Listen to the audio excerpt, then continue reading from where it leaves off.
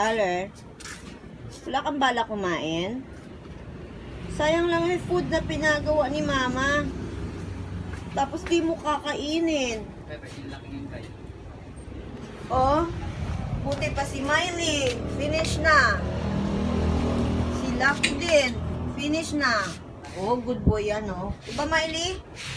You're a good girl. Itong isa, very bad. Asan na yung food mo? Halika, punta natin yung food mo. Halika, halika.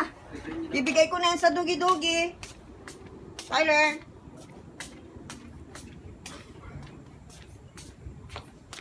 That's the food.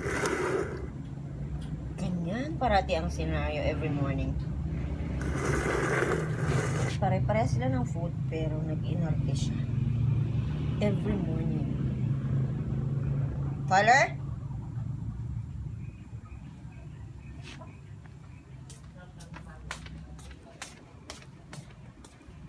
Siya ang pinakamapiling doggy.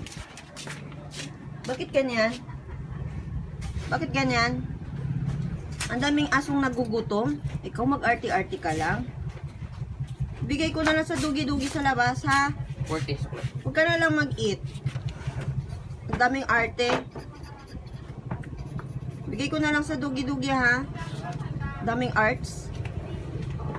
Ma-attitude ka na naman. Bad boy na.